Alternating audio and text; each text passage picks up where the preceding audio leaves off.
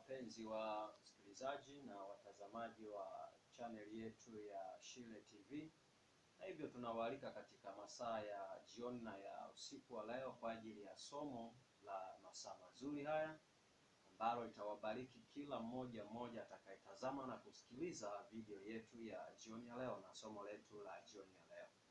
Basi tunapoenda kuanza kipindi chetu na somo letu la jioni ya leo, basi na tuombe. Baba yetu na Mungu wetu wa mbinguni, tunakushukuru sana kwa masaa mazuri ambayo umetukubali na umetupatia kuja mbele zako. Ni masaa mengine mazuri ambayo umetuandaa kwa ajili ya kuisikiliza sauti yako. Na hivyo basi zungumza na kila mmoja wetu, na hivyo katuandae kwa ajili ya uzima. Jambo lolote naona kutendeka masaa haya na katika somo hili, ikaguse kila mmoja atakayetazama na kusikiliza. Tunaomba na kushukuru kwa jina la Yesu. Amina. Basi somo letu la jioni ya leo lina kichwa cha somo kinachosema mshale wa saa. Mshale wa saa. Wakati fulani unaposikia neno mshale wa saa, unaweza kutafakari na kujiuliza kwamba huu mshale una maana ipi, ama mshale ni kitu gani?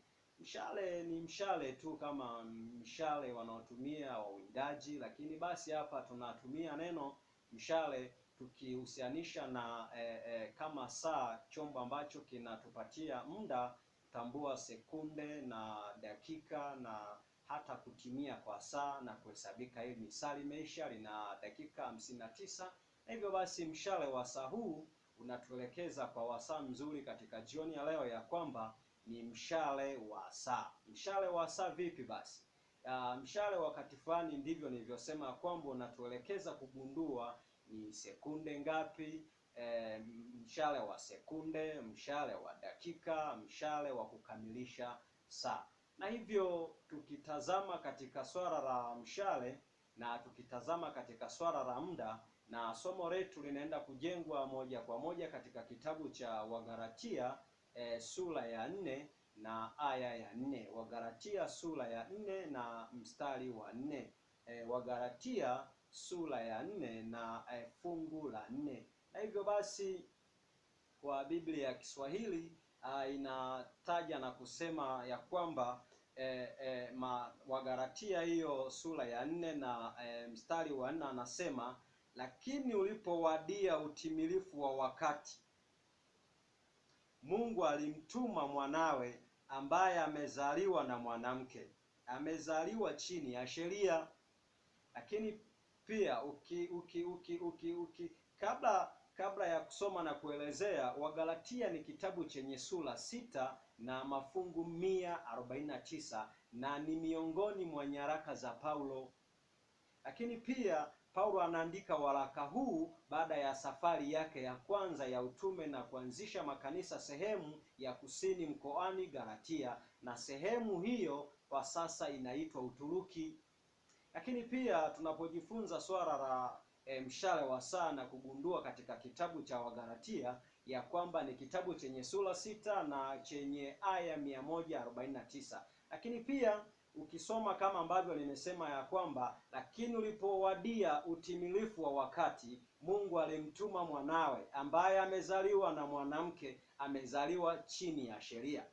Lakini pia kwenye lugha ya wenzetu, lugha ya kikoroni ya Galatians chapter 4 verse 40 says, but when the fullness of the time came, God sent forth his son, born of woman, born under the law. Lakini pia anatuhakikishia na kutuambia ya kwamba utimilifu wa wakati ulipotimia, huyo Yesu akazaliwa. Lakini pia mara baada ya kuzaliwa Yesu akalelewa kwa Yusufu na mamaye Mariamu, lakini kwa takribani ya miaka 30, anatimiza miaka 30, Yesu anaanza kazi rasmi ya utume. Lakini tunajifunza nini basi katika somo letu la mshale wa saa? Ni vitu vya kujiuliza vingi sana kupitia kwa huyu Yesu ambaye wakati ulipotimia alizaliwa. Lakini pia wewe wakati ulipotimia ulizaliwa. Lakini pia Yesu huyu wakati ulipotimia alikufa. Lakini pia huyu Yesu wakati utakapotimia atarudi tena. Lakini pia wewe na mimi, wakati utakapotimia, nasi tutalala.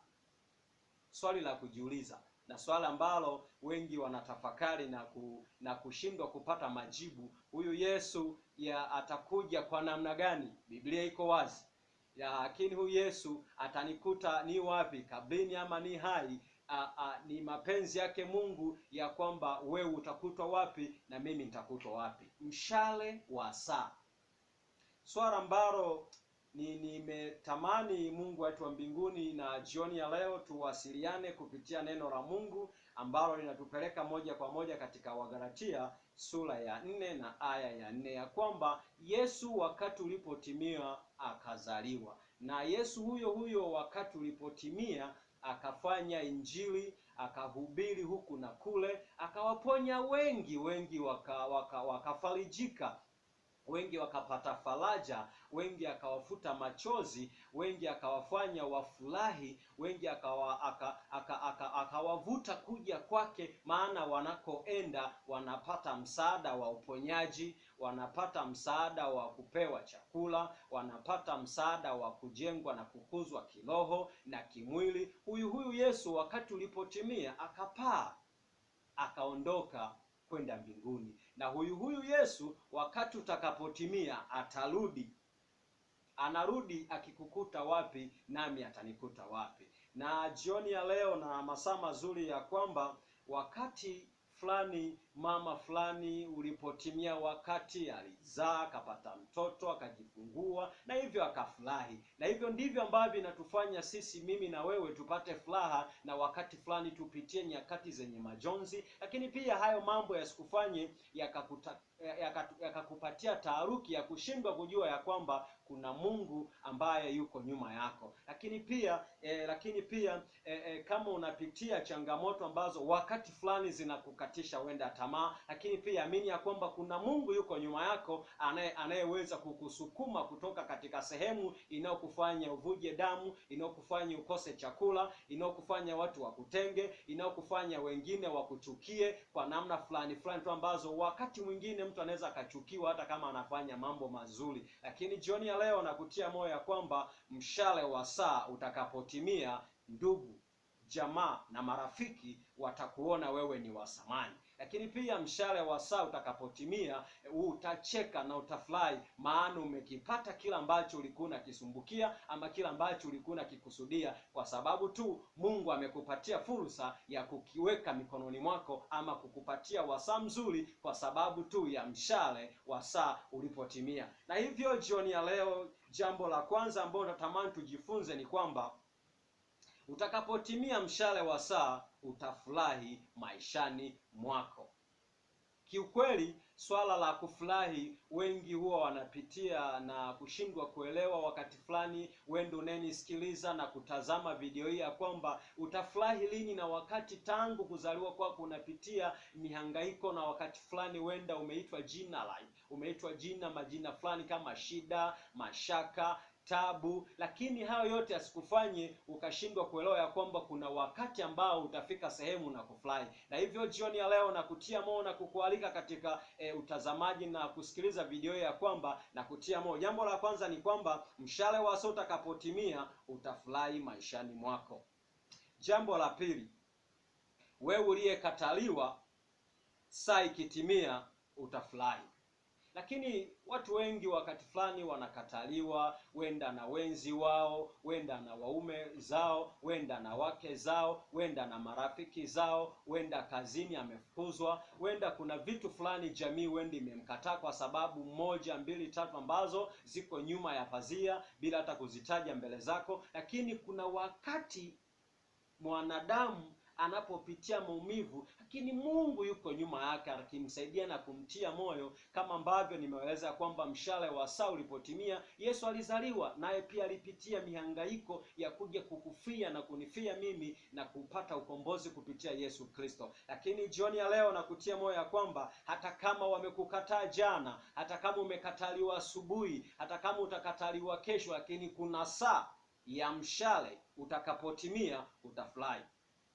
Jambo la 4 ni kwamba Wewe ambaye huna ajira, saa ikitimia utacheka na kufurahi. Kuna wakati ambao mwanadamu anaweza kapitia, amesoma, ametoa ada za kutosha, gharama nyingi, amesafiri huku na kule kutafuta elimu za kidunia, lakini anapohitimu anashindwa kupata ajira. Wakati fulani wende imfute machozi ya zile gharama alizotumia. Lakini rafiki, ndugu na jamaa unayenisikiliza na kutazama video hii, ya kwamba leo nakutia moyo ya kwamba kuna siku utakuja kufurahi na kuna siku utakuja kucheka, maana mshale wa saa utakapotimia, rafiki, utaenjoy katika maisha ya maisha haya ambayo katika sayari yetu ya dunia. Lakini pia nakutia moyo ya kwamba kuna wakati fulani wenda mama ama baba ama kaka ama dada, umeingia kwenye ndoa, sasa ni miaka mingi, siku nyingi, ndugu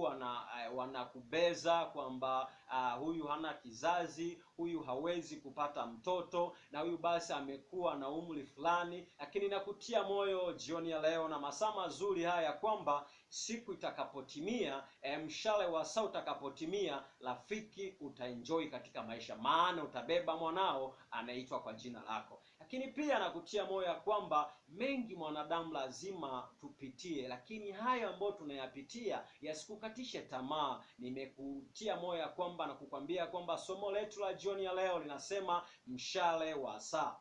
Mshale wa saa. Na mshale unapozunguka kwenye saa unatuonyesha hapa ni sekunde kadhaa zimepita ama dakika kadhaa zimepita, na mshale wa saa utakapotimia, saa moja itahesabika, saa mbili, saa tatu, saa nne, vivyo hivyo mpaka saa 12 unarudi tena. Na hivyo nakutia moyo jioni ya leo ya kwamba kuna mambo mazuri ambayo Bwana anayandaa kwako, na kuna mambo mazuri ambayo wakati fulani hujayafikia. Lakini pia mambo hayo mazuri hupaswi kukata tamaa, rafiki yangu. Hupaswi kuonyesha moyo wa kuhuzunika ya kwamba wewe ni askari mpambanaji, wewe ni askari wa Yesu, wewe ni mpambanaji ambaye unastahili, wewe ni askari vitani, unastahili kujitia moyo binafsi, kama ambavyo nakutia moyo ya kwamba piga moyo konde, one day Yesu utatokeza. Maana maisha haya hakuna anayejua siri ya kitabu chako, ambaye anaweza akakifungua na kukisoma na kusema ya kwamba fulani bin fulani atafariki mwezi ujao, tarehe fulani, siku fulani. Na hivyo leo nakutia moyo ya kwamba siku itakapotimia, mshale wa saa utakapotimia, jina lako litatajwa kwa namna nyingine ambavyo linavyotajwa leo. Ni tofauti na ambavyo mshale wa saa utakapotimia jina hilo litatajwa tofauti. Kama ambavyo tunasoma Biblia na kutambua kisa cha Yusufu alipokuwa Misri, mshale wa saa ulipotimia, alifurahi, akafanywa, akawekwa kuwa waziri mkuu wa nchi kubwa barani Afrika. Lakini pia swala la kujiuliza ni kwamba hayo yote ni kwa mapenzi ya nani? Kwa mapenzi ya Mungu, ambaye anajua leo yako, kesho yako na hata wakati ujao. Lakini pia nakutia moyo na masaa mazuri ambayo wakati fulani unaweza ukafikiria kwamba inawezekanaje mimi kusafiri kutoka katika maumivu, kutoka katika vikwazo hivi, kutoka katika janga hili,